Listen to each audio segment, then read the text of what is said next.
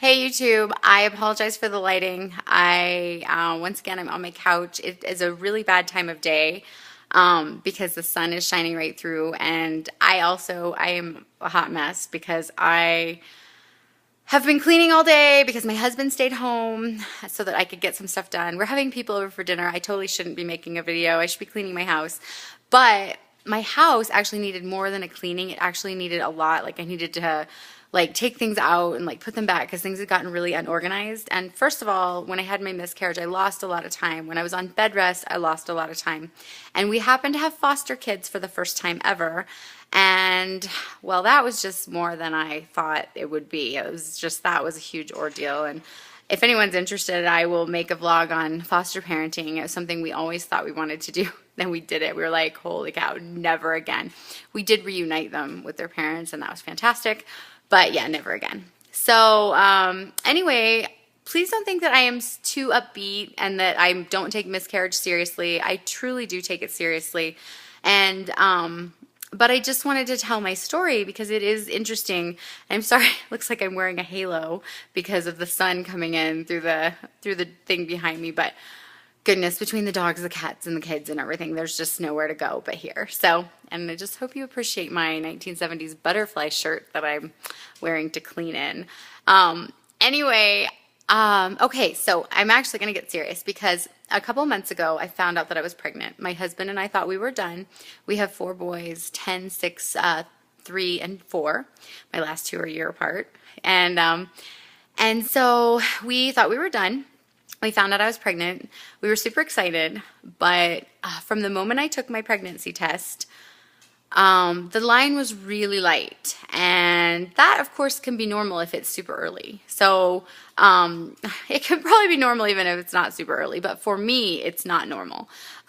So I took a test and it was light, so I waited about 2 days, which is extremely patient for me to not take another one at midnight. And I took another one, and it had gotten a little bit darker, but just not super dark. Not when your hormones doubling, really that test is bam, and it hits before the pregnancy test line. The positive test turns, for me, the positive turns faster than the control line, when the pregnancy hormone is doing what it should do. Not immediately, not when you're just 9 days past ovulation or whatever. But when you're at that point where you should be missing your period, that for me, the line usually turns pretty quick. So for me, that was an indicator that something was up. I kept having that feeling, and I kept telling my husband, something is up with this pregnancy. I don't think it's right. People kept saying, oh, maybe you're finally having a girl and that's why it's different. But it wasn't that. I was just not. It was different. I wasn't having symptoms. I started Googling, when do you start feeling fatigue? Because with my other pregnancies, I wasn't worried, and so I wasn't paying attention. So I really don't know when I started feeling fatigued and nauseous and stuff. But I actually think it was a little bit, I think it was earlier on the fatigue, and I think it was later on the nausea. I think I mostly, I was calculating with my last one because we went on this trip, and I was thinking, okay, I was about 8 weeks, and I started feeling nauseous on the way back. So nausea for me does kick in a little later. So I was worried, and then about 6.5 weeks, I started bleeding. It was just some little spotting. The doctor said, oh, it's no big deal. Come in, we'll do an ultrasound. I went in. They said, oh, you're earlier than you think. So I was like, okay, even though I kind of didn't think, I kind of knew I wasn't. But anyway, long story short, because my camera can only hold so much video, long story short, I was on bed rest. I went back for another ultrasound. The baby had not really grown that much. It had grown a little bit. There was still no heartbeat.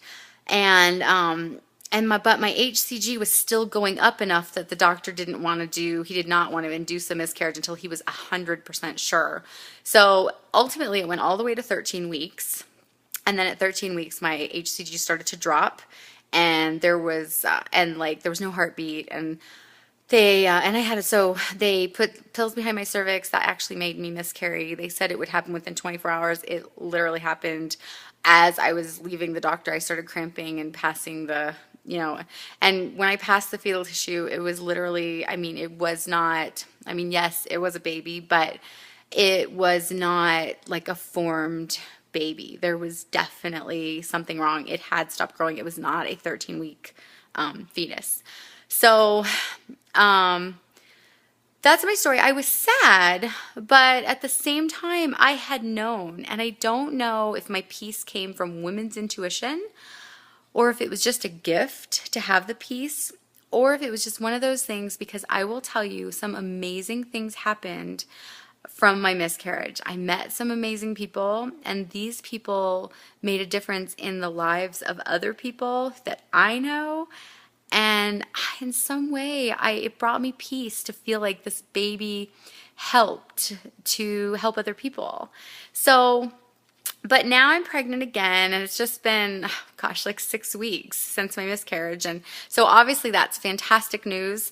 But I am also officially a crazy person now, because even though I was at peace with my miscarriage, I am paranoid now because it had never happened to me before. And now that it's happened, I'm scared. So I am going to keep you guys posted.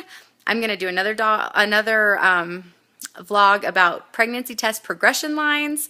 And now I'm going to go before my camera runs out of power. So look for my next vlog about pregnancy test. Talk to you later, guys.